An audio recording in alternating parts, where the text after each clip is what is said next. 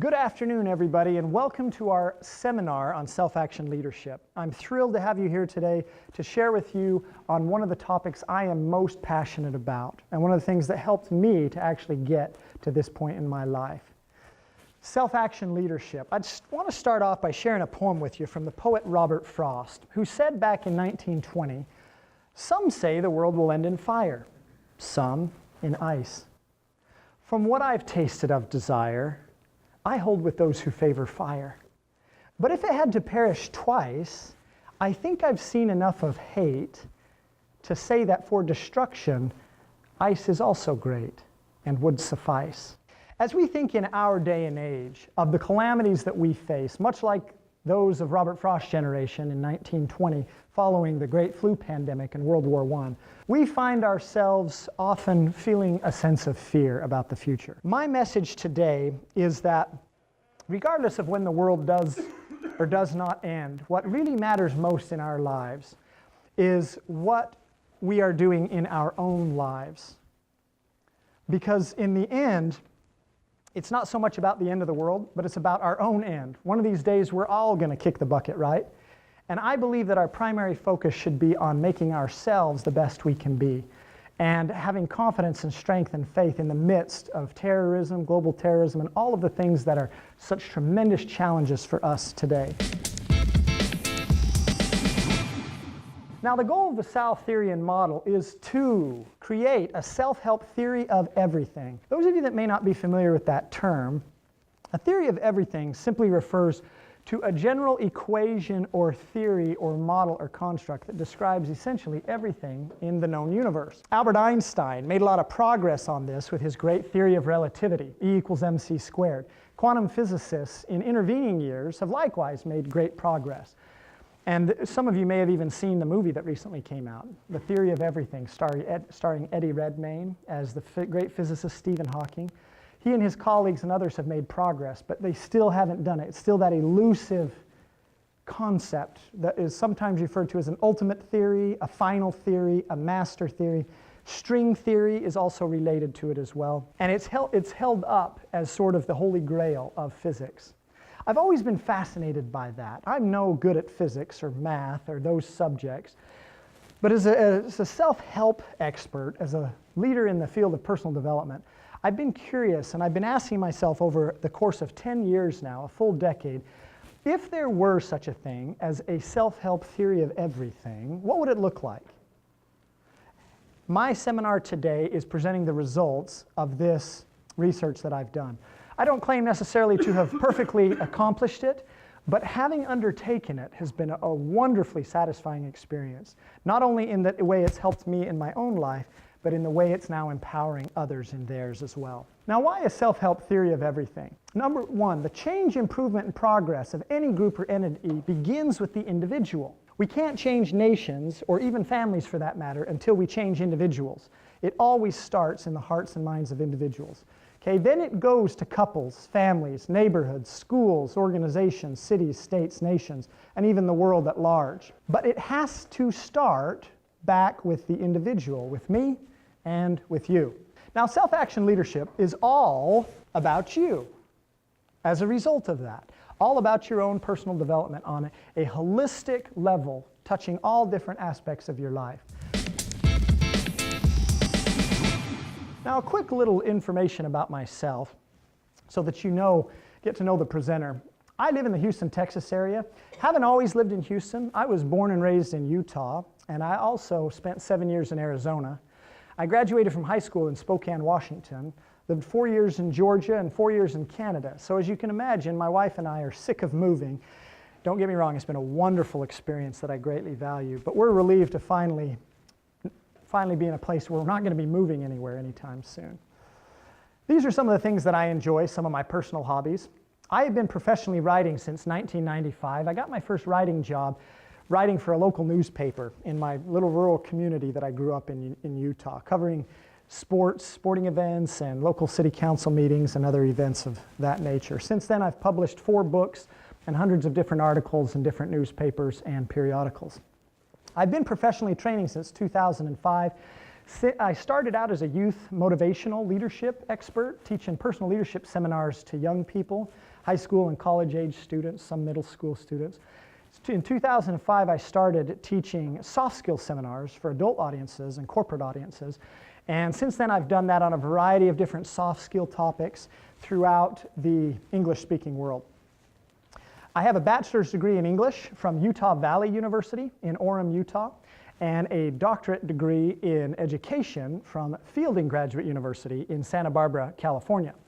And my background is a little bit mixed. I grew up having a blue-collar background. My dad was in the construction industry, among other industries. He did a lot of things, and he owned some apartments. So I grew up landscaping and maintaining properties and groundskeeping and construction. I also worked for a farmer and a rancher. But after high school and college, most of what I've done has involved professional training, teaching, and writing. So that gives you kind of an idea of where I'm coming from, my background. Now, before we talk about self-action leadership, we need first to address the concept of self-leadership. Self-leadership is defined as follows. I'll let you read that on your own.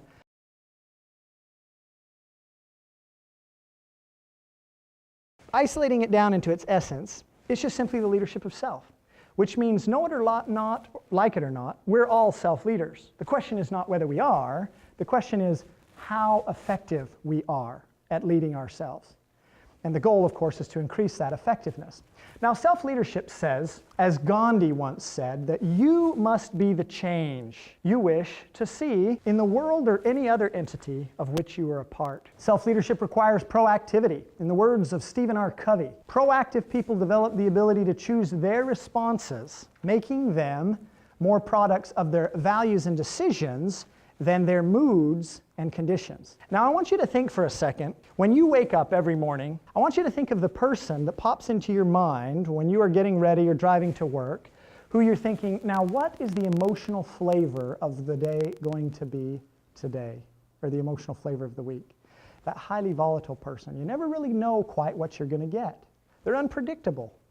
Their lives are governed more by mood and condition rather than values and decisions.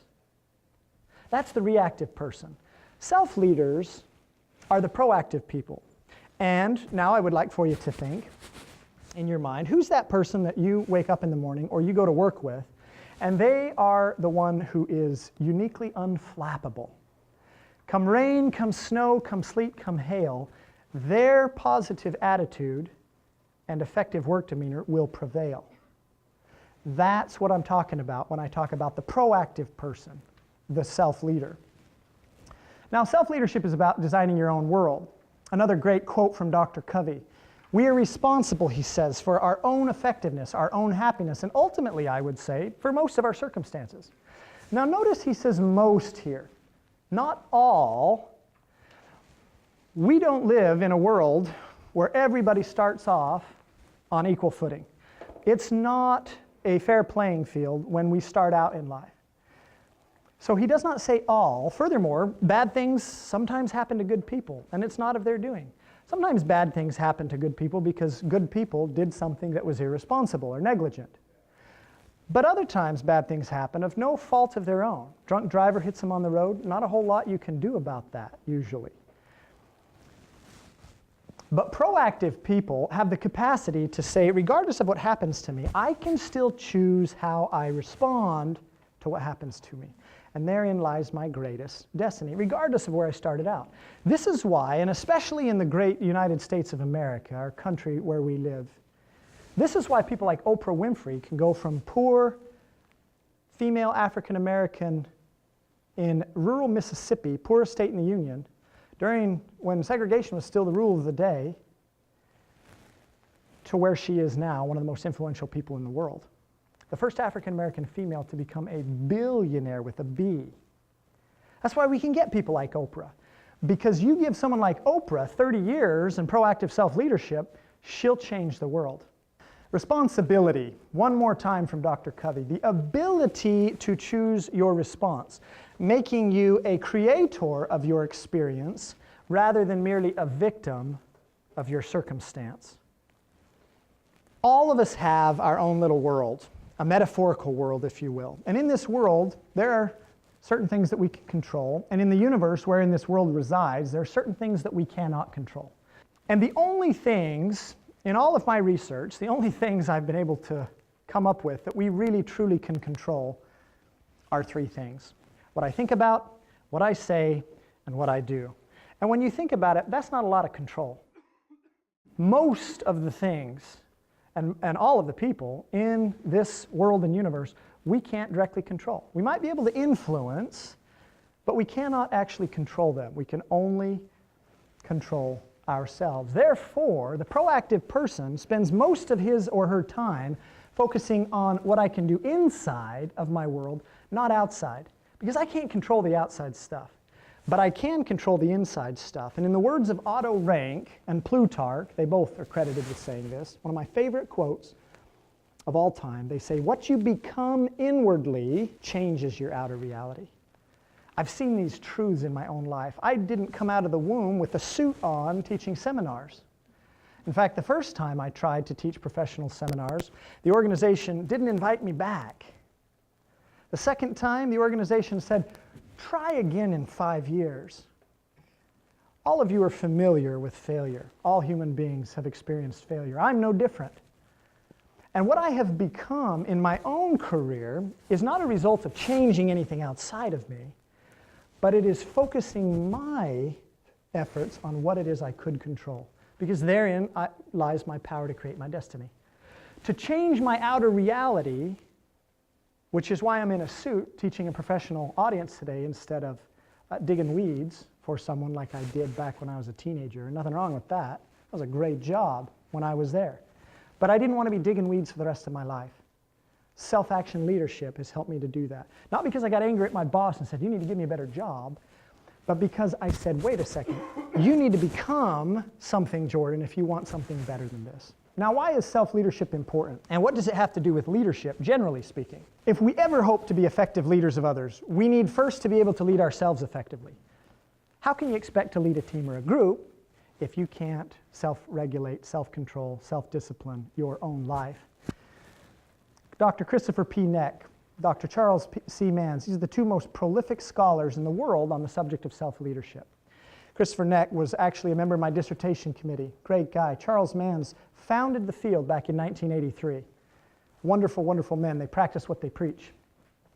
Our world's desperate need for leadership. It's no secret that there's a dearth, a vacuum of leadership, both in our nation and throughout the world.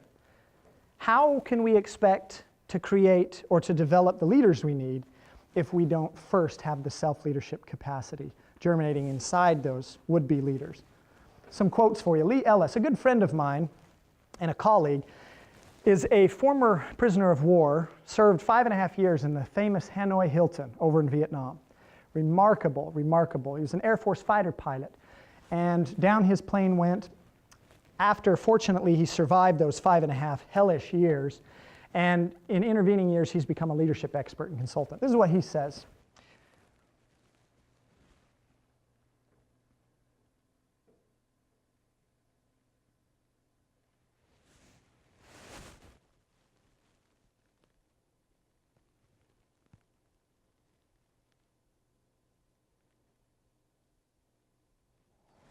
One more quote.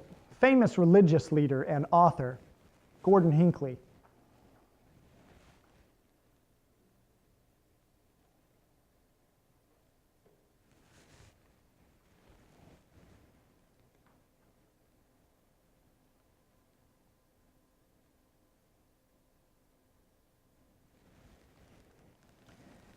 We all know how important leadership is, but how are we going to ever have it if we don't first have self-leadership?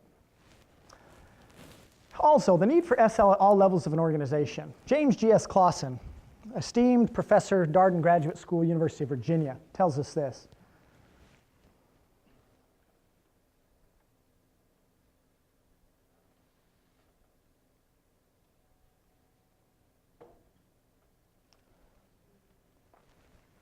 This is a profound quote, because oftentimes, and even in the early days of self-leadership in the academy, it was often marginalized in part because it was considered a self-evident concept. Well, everybody already knows this. We don't need any more instruction on it. And yet what experts are increasingly coming to find is that not only do we need it, not only does everybody need it, but even at the highest levels of the organization, we need it. Self-action leadership. How does it differ from self-leadership? In most regards, the two are mirror images of each other, which is why I spend so much time talking about self-leadership. But there's one particular difference that really separates it from self-leadership, and that is that self-action leadership invokes a moral imperative. Some of you may be familiar with Immanuel Kant and his categorical imperative. This is a similar construct here for the self-action leadership theory and model. The reason why we demand that this moral imperative exists is so that we don't end up with this guy. And I want to contrast Hitler's life with Nelson Mandela for a second, because the two had strikingly similar journeys in the first several decades of their lives. They were both disenfranchised, maybe not disenfranchised, but they were both embittered and marginalized socialists. Both were eventually imprisoned because they tried through violent means to overthrow their adversaries. But something significantly different happened in the mind of Nelson Mandela versus Adolf Hitler during the time they spent in prison. During Hitler's prison sentence, he wrote Mein Kampf, decrying the Jewish race and calling for their demise and essentially world domination through a rise of a Third Reich, which through powerful self-leadership, he was able to accomplish in an unprecedented fashion. But he lacked the conscience. He lacked the conscience part of self-action leadership. Mandela, on the other hand, in prison, came across a poem called Invictus. You may have seen the movie that was made famous for this poem. Out of the night that darkens me, black as the pit from pole to pole, I thank whatever gods may be for my unconquerable soul. In the fell clutch of circumstance, I have not winced nor cried aloud. Under the bludgeonings of chance, my head is bloody, but unbowed. Beyond this place of wrath and tears looms but the horror of the shade, and yet the menace of the years finds and shall find me unafraid. It matters not how strait the gate, how charged with punishments the scroll. I am the captain of my fate. I am the master of my soul. 27 years later, he was released from prison, a changed man, a man whose heart was now overflowing with love rather than hate. Shortly thereafter, a year later, he became president in a democratically elected process in South Africa and became one of the most powerful leaders in the history of that continent, and is credited to this day as one of the primary catalysts for the end of apartheid. The difference of conscience. This is why self-action leadership demands a conscience. Anyone, good or evil, can be an effective self-leader, but only those who choose the good and the right, like Mandela and others like him, can be qualified as self-action leaders. Now, right and wrong. If these are actually real, then who's right is right and who's wrong is wrong, right? We got a whole bunch of different religions we could turn to, and we got a whole bunch of different political parties that we could turn to.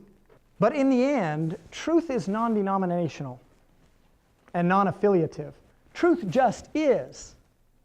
You don't have to belong to a certain sect to accept this self-evident reality. It just is. On the compass, the needle points north, not because someone cleverly decided which way was north, because north is. And no matter how clever your arguments, that north is really south or north is really west or east, it doesn't change that reality that north is. Sir Winston Churchill, the truth is incontrovertible.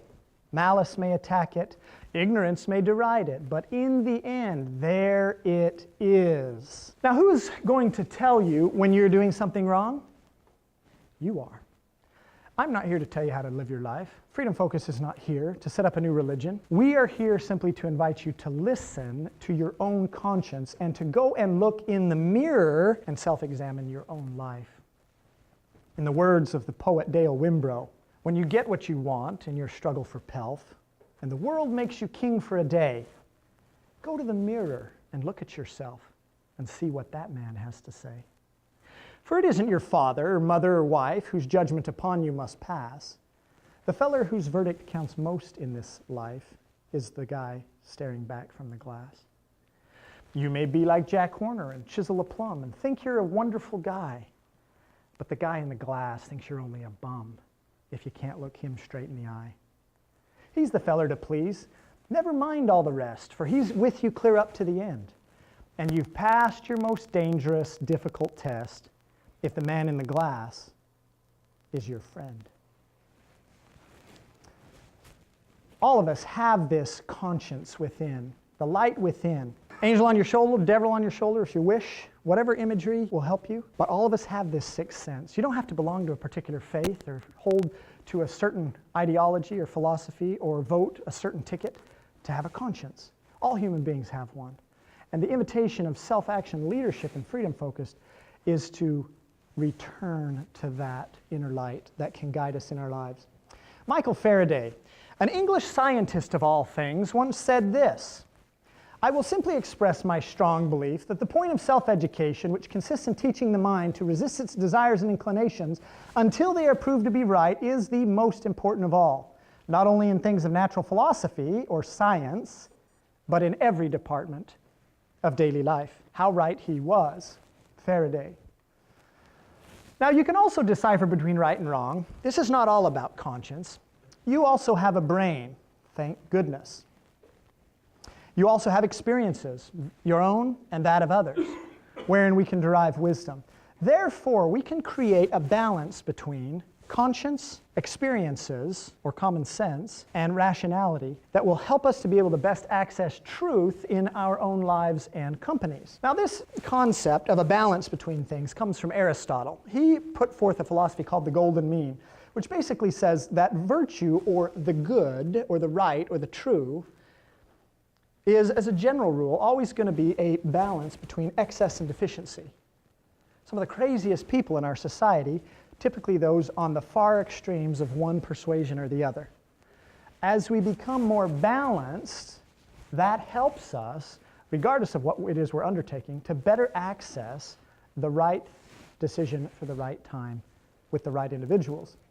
So here we've expanded on it to give you a golden mean in triadic form. So there's now three: conscience, common sense, and rationality. The perfect balance between what our brain says, what our experiences and the experience of others, aka a study of history, say, and that light within will help us to arrive at the best possible, as best as humans possibly can anyway, of finding that inner truth that can help us make the best decisions. And with this construct, we can then actually put forth a secular definition of right and wrong, as follows. Right, thought, speech, and actions that create positive and constructive, long-term consequences for self and others. Key term here is long-term.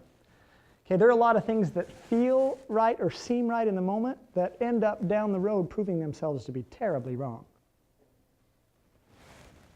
Sometimes you touch a hot stove, for example. You jump off a cliff. Well, consequence happens really fast. You realize really quickly that was a wrong choice to make if you want to live anyway, or have a hand that's not scalded. But there are other decisions that may take weeks, months, years, decades, generations, in some cases even centuries or millennia, before history gives its final verdict on whether it's right and whether it's wrong. The invitation for us is to be humble, recognizing that the jury is still out on many things, but with what we can, with what we do have, we do the very best we can to do things that are right and to avoid things that are wrong, which is just the inverse: thought, speech, and actions that create negative and destructive long-term consequences for self and others. I believe this is something that people of all religions, all philosophies, all political parties, or most of all of these things, that most people can agree with. Now, postmodernism is a movement that began after World War II. From the end of World War II to the present, and postmodernism has had a tremendous impact and influence on architecture, art, economics, history, literature, philosophy, etc. Postmodernism is a movement that in some ways, in some fields of endeavor has been admirable, but in others has been disastrous, especially in philosophy and history, because what it essentially does is it throws out the notion of right and wrong. For a postmodernist, there really is no right and wrong. It's only what is situational and contextual for you as an individual. Basically, anything goes in postmodernism. I'm oversimplifying in this seminar, but that is the essence of postmodernism. Here's some of the perils of it. There isn't really any absolute truth. Well, that means I'm not really responsible for my decisions, if that's true. Truth is relative, constructed, contextual, situational, flexible, malleable, evolutionary, etc. Anything goes. If it feels good, do it. It opens the doorway to an abdication of personal responsibility, the consequences of which, especially long-term, are disastrous. Nihilism. Nothing really matters. My generation, I lived through some of the thick of postmodernism growing up. Queen, the Bohemian Rhapsody, what do they sing? This is the real life, right? Nothing really matters, right? Nothing really matters to me. I didn't say it, Queen did. But Queen's lyrics there are a good example of postmodernism in pop culture.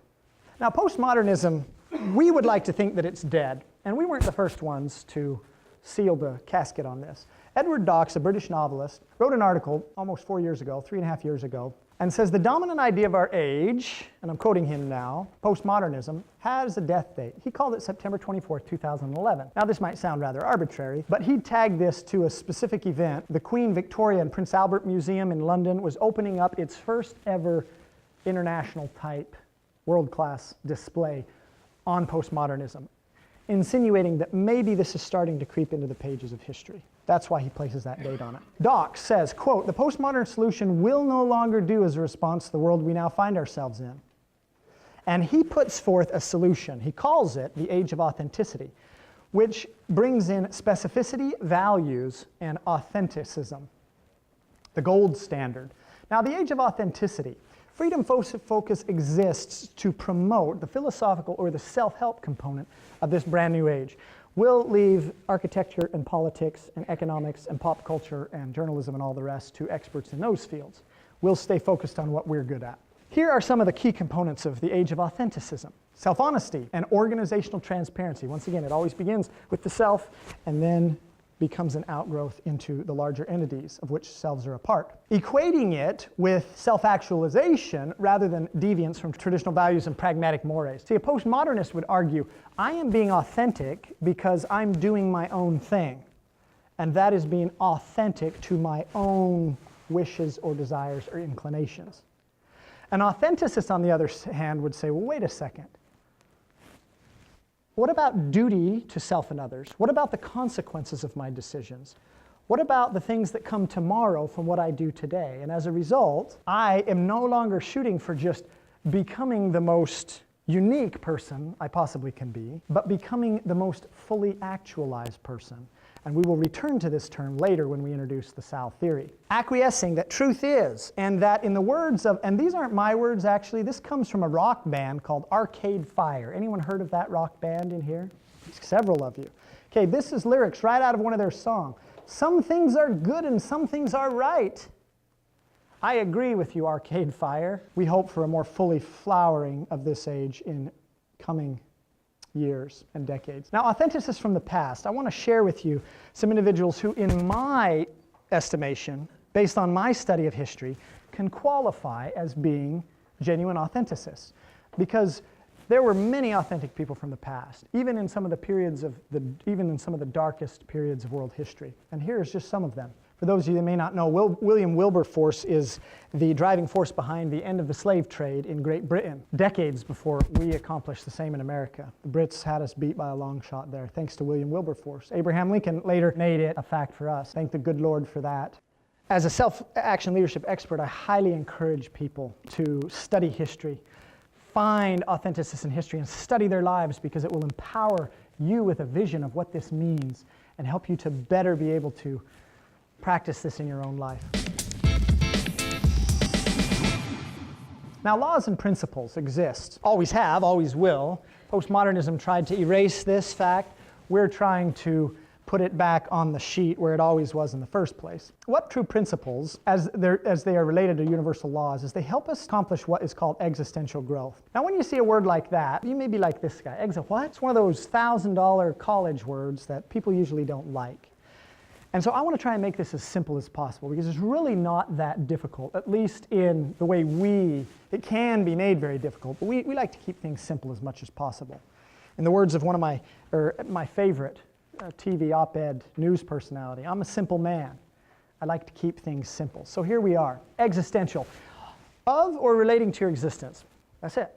Okay, so when I use the word existential from here on out in the seminar, all you got to think is, this is about my life and its existence. That's it, quite simple. Now the goal of SAL is to help you develop existential intelligence. Now intelligence is an interesting topic. In the old days, intelligence meant primarily what? Any ideas? Book smart, yeah, laboratory smart, school smart, all of these things. Fortunately, we live in an era where a theory of multiple intelligences has not only been put forth, but it is embraced by a wide audience. And we largely have a man named Howard Gardner to thank for this, Harvard professor. He put forth in 1983 his first iteration of the theory of multiple intelligences, which says that there's more than one way to be smart. And his model included all of these linguistic, musical, logical, mathematical, spatial, bodily kinesthetic, and also personal intelligences, both intrapersonal and interpersonal. Two different components there. Emotional intelligence has also come of age in the past couple of decades, thanks to Daniel Goleman. And I love Goleman's quote here because it's directly related to self-action leadership.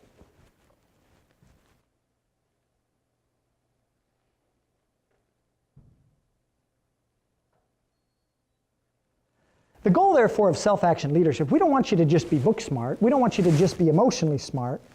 We want you to be as smart as you can be in a whole range of areas, all of these areas here. So, therefore, existential intelligence spans this full spectrum. And shown more specifically, so we got emotional, we got spiritual intelligence. Now, when I say spiritual, that doesn't necessarily mean religious. Okay, you can be intelligent spiritually without necessarily belonging to a certain faith. Spirituality has actually become quite a popular, growing in popularity concept in the business world. There have been a lot of books written about it by secularists. There have been, and there are seminars. You can, an executive, a CEO can call in. We want a seminar on spiritual intelligence because the research is finding more and more that spiritual intelligence helps people perform better at work. It makes them more effective. It makes them easier to get along with. So this is not necessarily, when you say spiritual, don't necessarily think religious, although it certainly can be if that is your persuasion. Physical, mental, social, and moral. You take a whole gamut of these intelligences and you find a balance between all of them, meaning you're working on all of them concurrently, and we have existential intelligence. Existential intelligence. We also begin with the self-action leadership theory and model with something called existential equality. And all this means is that it doesn't matter if you're Abraham Lincoln, Queen Elizabeth, or Jordan Jensen. Albert Einstein, you know, just a regular guy hanging out on his couch, or a homeless person on the street. Everybody has equal existential potential. Now, not everybody has equal physical potential. Not everybody has equal mental potential. Not everybody has equal even emotional potential. But everybody does have equal existential potential. At least that's what we posit in the SAL theory and model. Therefore, everybody can work on it. Everybody can grow and become fully actualized for that given person. And the good news about self-action leadership is it's not a competition. So it's not about, I don't have to try and compete with Oprah, right? Earlier I talked about Oprah. I may never achieve the things Oprah did, but that's okay because I'm not Oprah. My goal is not to become Oprah or to compete or to better Oprah. My goal is to become fully actualize myself, being the best, filling the full measure of Jordan Jensen's creation, whatever that means. And the existential equality says everybody is equal in that regard. Everybody is equal in that we are human beings who have equal potential to become fully actualized. All right, another thing, okay, so whether you're Teddy Roosevelt, another thing that this means, this equality, whether you are President of the United States living in the White House or Jordan and Lena Jensen visiting the White House, you still have the same existential equality. You still have the same equal value. Whether you're Queen Elizabeth, or excuse me, Queen Victoria, sitting on her throne, or whether you are just outside of Buckingham Palace looking in, you have the same existential worth and value. Whether you are King Tut or going to visit King Tut, and you get the idea. Self-action leadership holds that we hold existential duties. In the words of John Donne, no man is an island. Our decisions, our thoughts, our words, our deeds impact other people. And as such, we have an existential duty to make decisions that will contribute to the well-being of others. Existential growth. Existential growth, this begins to take us now into the essence of the self-action leadership theory. The self-action leadership theory is all about growth through a series of 9 stages. Existential growth is what enabled Abraham Lincoln to become an ignorant backwoods boy to President of the United States. It's what empowered Jordan Jensen to become a nerdy teenager with acne and 6'2", 143 pounds sitting on Santa's lap in 1997 to being a professional seminar presenter and published author in 2015. And I don't say that to impress you, but just to illustrate the point. I'm passionate about this because I've seen this miracle of existential growth in my own life. It's very exciting, and I know it will be very exciting for you as you catch this vision. Now, the problem with existential growth is it's not easy because we're impeded by something called existential gravity. All the things, forces outside our control, physical challenges, mental and emotional challenges, family and social challenges, character flaws, of which we all have, distractions and addictions, negative media, all of these things produce a metaphorical gravity which keeps us, so to say, from progressing up through the atmosphere of our potential. Existential atrophy can occur as a result. This is why the opposite can occur, and we can go from a very positive place to a very negative place as a result of our decisions. And sometimes even as a result not of our decisions, but as it relates to self-action leadership, we're dealing with those that are a part of our own decision-making process. So the SAL theory utilizes a rocket ship metaphor of personal development. When a space shuttle launches from the Earth's surface, it takes an enormous amount of fuel to get through the first several layers. As it gets higher up, it takes less fuel. It gets easier to travel. This becomes a metaphorical analog to helping us understand our own existential opportunities for growth. And it is very similar to Abraham Maslow's hierarchy of needs because you cannot skip levels.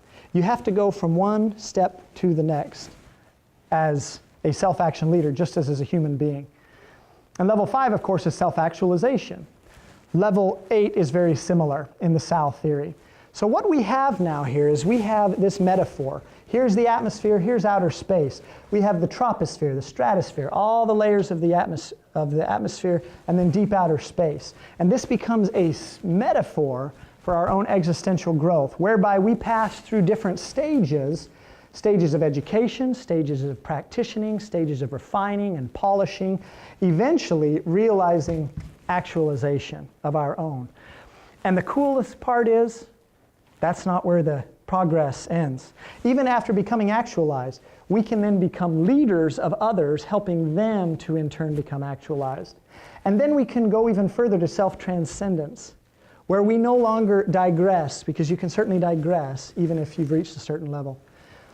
You no longer digress at self-transcendent because you're completely free of existential gravity. It no longer has impact. It might try to impact you, but it kind of bounces off. You have sort of a force field of protection by the time you get to self-transcendence.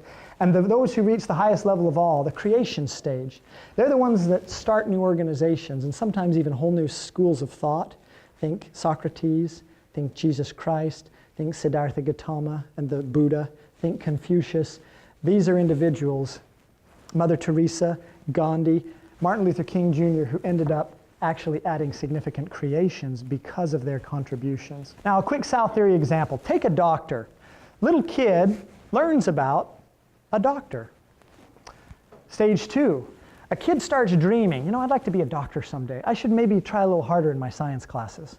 Step 3, the practitioner stage. The high school student is now even more serious about it and recognizes, I got to get a good GPA so I can get into a good college, so I can get into a good medical school. Okay, the refining stage. Typically the hardest of all for most self-action leaders is the one where the dream hits the reality of the hard work required to accomplish that dream. Many people never make it past this because they wash out, they're not up to the challenge. That's why we call it a refining. It's literally a refining by fire. Sometimes just the sheer difficulty of the task. Other times there may be a death or an illness or some other terrible thing occur that causes a great trial in your life. Okay, then we have the polishing stage where you finally graduate. You're on your way. And you're fine-tuning as you then eventually become a doctor.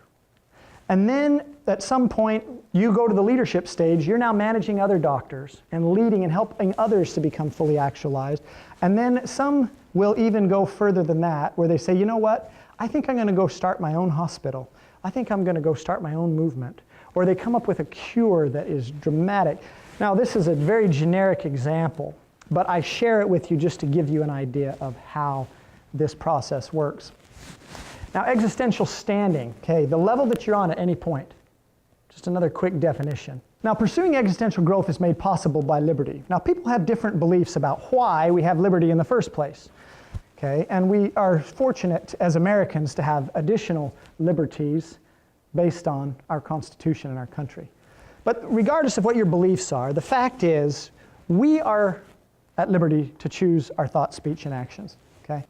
But liberty and freedom are not really the same thing, or at least we have taken the liberty to make specific the definitional differences for our seminar here today and at Freedom Focus. Okay, liberty, here are the dictionary definitions, and you'll notice that even in the dictionary definition, there are some nuanced differences. And we build on some of these nuanced differences to define them as follows. Okay, liberty, this is the right to choose what you're going to think, say, and do. Also involves state-granted rights, such as those given to us in the Bill of Rights. But freedom is a rather different matter. Freedom are personal liberties that you earn as a result of the choices you have made. For example, I'm a runner. I love to run, and I've run 13 marathons. And my goal has been to achieve the elusive feat of qualifying for the Boston Marathon. And you know what? After 13 times, I have not achieved my goal. Okay, I have the liberty to sign up for a marathon and try to qualify for the Boston Marathon. But whether or not I have the freedom to actually go to the Boston Marathon depends on my training, depends on my nutrition, both of which I've found have sometimes been lacking, especially in the nutrition. I love fast food. I love soda pop. That doesn't help your marathon time. And when I make those choices, see, I can't choose the consequence. I can make the choice, but I can't choose the consequence. The result will be what it will be based on my choices. That's just universal law at play. So whether or not I am free is very different than whether or not I have liberty. And that's the difference in our definitions. I may have the liberty to enroll at a school, but whether I have the freedom to get a graduation diploma depends on my study habits and my work ethic and how good of a student I am. Okay, existential atrophy, obviously the opposite. It can take someone in a really positive situation and cause a digression. Tragedy, but it happens every day. And to a certain extent, we all deal with existential atrophy. Everyone has a different scale and a different degrees of that, but we all experience it throughout our life. 2 steps forward, 1 step back, as the saying goes. Well, it's not a perfect road that we travel, but with self-action leaders, with the goal of existential growth, we have something, we have a star, so to say, that we can shoot for. We have an ultimate goal that we can look towards, becoming fully actualized as a human being. Okay, once again, we talk about Hitler and Mandela. There's also something called the dark shadow of existential growth. And what the dark shadow is that if you study the life of someone like Hitler, you're going to notice that Hitler rose through all of the same basic ranks, but he did it doing the wrong things rather than the right things. Now we know they're the wrong things because history eventually proved him wrong. And he ended up ignominiously with a bullet in his head of his own doing instead of having a worldwide honoring audience at the funeral of Nelson Mandela. So history proved it wrong, but in the midst of building the Third Reich, okay, it looked like this, he got to the creation stage. He created a remarkable empire before it was destroyed. So we must not make the mistake that self-leadership theory can implicitly make, saying, well, it all goes for everybody, because without the conscience, we're going to end up like Hitler. Self-action leadership is not primarily about getting, it's about, therefore, becoming a fully actualized human being. It requires time and effort and lots of them. As Josiah Gilbert Holland, the great poet, said in his poem Gradatim, heaven is not reached at a single bound, but we build the ladder by which we rise, from the lowly earth to the vaulted skies. and we mount to its summit round by round. Such it is with self-action leadership. It's a process. Serendipity is another thing that we invoke in self-action leadership, which simply means the felicitous aid of unseen forces. Now, what you personally believe that to be could be a whole spectrum of things, depending on what your religious affiliation or lack thereof, or philosophical beliefs are. It's going to differ. But once again, just like conscience, I don't think that there's an honest, candid person in the world who wouldn't say things at one point in their life just came together, and they couldn't really put their finger on it scientifically, but things just clicked with this one person or this one situation. Okay, this is serendipity. That's what serendipity means. And we at Freedom Focused like to talk about serendipity because we can't do it by ourselves. Okay, we need the help of others, and we also need the help of serendipity. Okay, and whatever that means to you personally, obviously you're free to make those interpretations. But we do not earn existential growth alone. In my own life, dealing with OCD, I've had great counselors. I've had great mentors. I've had great people that have helped me when I was down.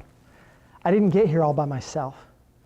And in all of this talk about self-reliance and I can do it and rah, rah, rah, let's go get them, let us not forget we need others and we need the help, sometimes even of unseen forces. Serendipity. Okay, now the Sal model. Henry Wadsworth Longfellow, the only American poet to be buried in Westminster Abbey, a great honor, in Poets' Corner in London, England. My favorite American poet. And he once penned the following. He said, all are architects of fate, working in these walls of time. Some with massive deeds and great, some with ornaments of rhyme. Nothing useless is, or low, each thing in its place is best. And what seems but idle show strengthens and supports the rest. For the structure that we raise, time is with materials filled. Our 2 days and yesterdays are the blocks with which we build. Truly shape and fashion these, leave no yawning gaps between. Think not, because no man sees, such things will remain unseen. In the elder days of art, builders wrought with greatest care. Each minute an unseen part, for the gods see everywhere. Let us do our work as well, both the unseen and the seen. Make the house where gods may dwell, beautiful, entire, and clean. Let us build today then strong and sure, with a firm and ample base, and ascending and secure shall tomorrow find its place. Thus alone can we attain to those turrets where the eye sees the world as one vast plain and one boundless reach of sky. And in the spirit of us all being architects of our own fate, we have constructed the Sal model on a construction metaphor. As we build a skyscraper, so we build our lives. We start off with pre-construction.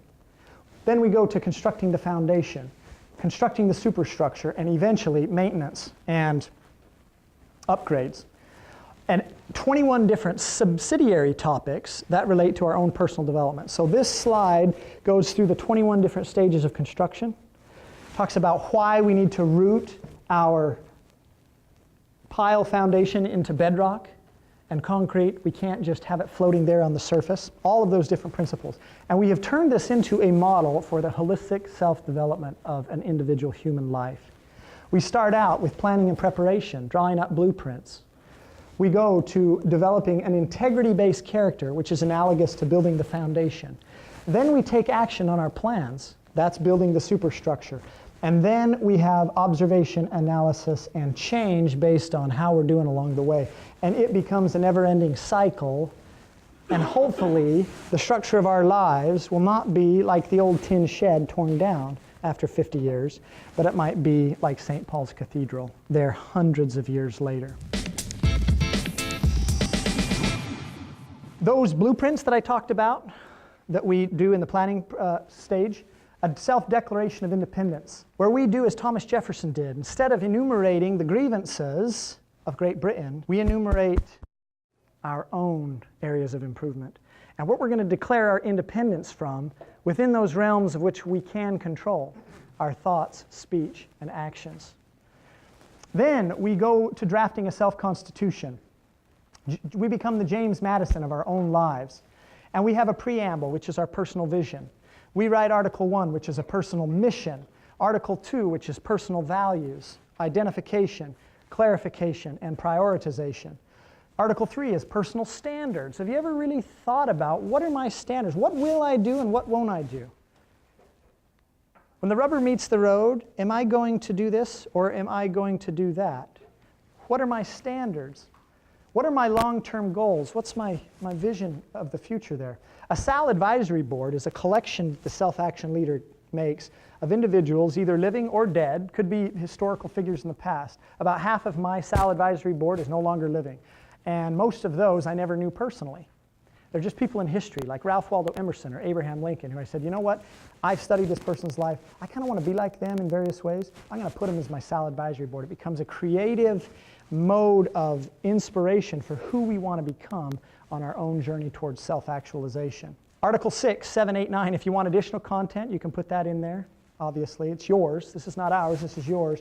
Notarization, a signature of self and witness. Just like John Hancock, remember in the Declaration of Independence? He wrote it so big, he says, I want King George to be able to see it without his reading glasses. You get to put your own John Hancock on your own self-constitution. And lastly, a process for amending so that you can go back and change it as you grow, as you evolve, as you get better as a human being. Now, the cool thing about this, I'm super passionate about this because of what it's done in my own life. I got an early start at this kind of stuff, and it was kind of a wonkily early start. I attended my first time management seminar when I was 7 or 8 years old. And I know that sounds kind of wonky, but it was just a stroke of familial fate. My uncle taught time management seminars, and one day in 1988, he was coming through town, and he said, and my parents said, hey, Uncle Hiram's here.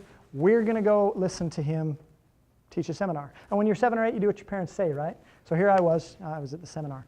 Well, I'm so glad that happened because at a very young age, it began planting ideas, seeds of goal setting, values clarification, and putting all this kind of stuff together. Then when I was in college, I took a course on leadership.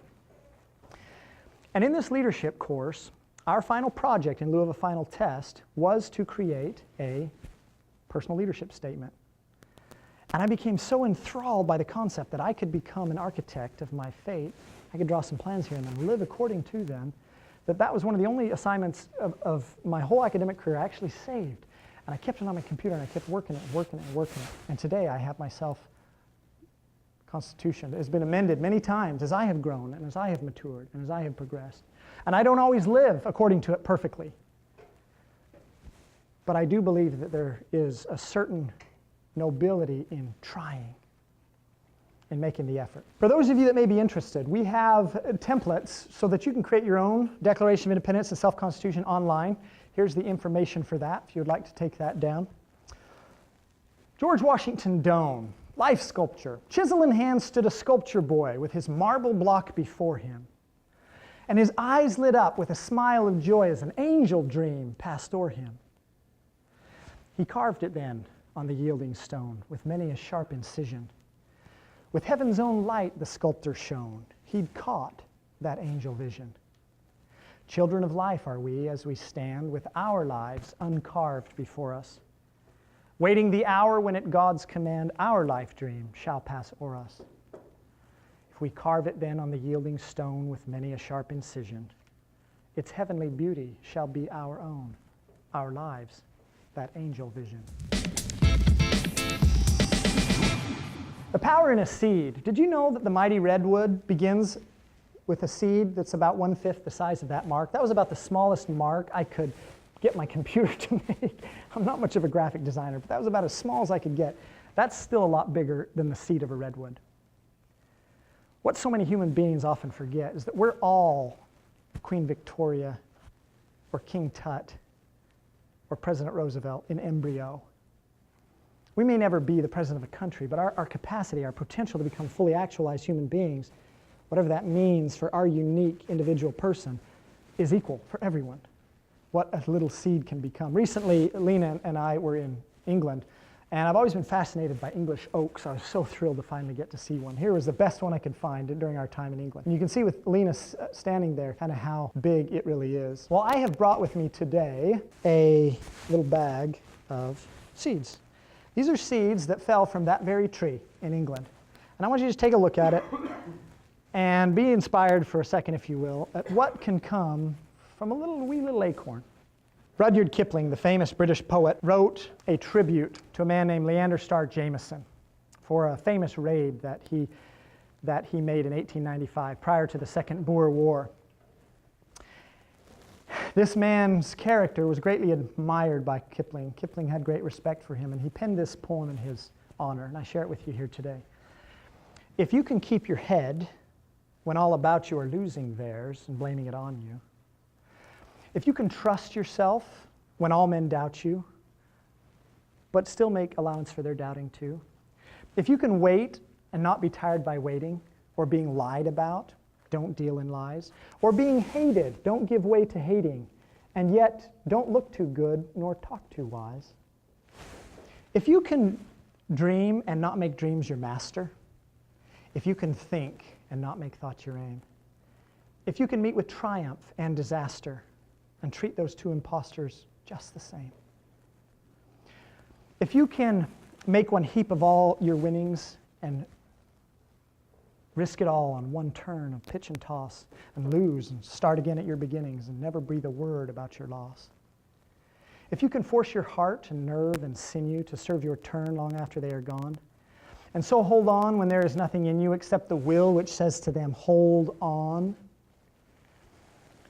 If you can walk with crowds and keep your virtue, if you can walk with kings nor lose the common touch, if neither foes nor loving friends can hurt you, if all men count with you, but none too much, if you can fill the unforgiving minute with 60 seconds worth of distance run, yours is the earth and everything that's in it, and which is more, you'll be a man, my son. Self-action leadership must be taught to individuals, to families, in the classroom, at the corporate level, and in governments throughout the United States and the world. Freedom Focus can help. We invite you today to sign up for our blog, free twice-a-week blog articles, doesn't cost you anything. Like us on Facebook, follow us on Twitter, buy the Self-Action Leadership book in May 2015, it will be coming out, and order a South seminar for your organizations. These are different ways in which you can follow this message and this movement, and for those decision makers in the room, can bring it to your own organization. Share with what you are learning with others, that's our last one. Thank you so much for coming, everybody. Please go ahead and meet outside and drive home safely.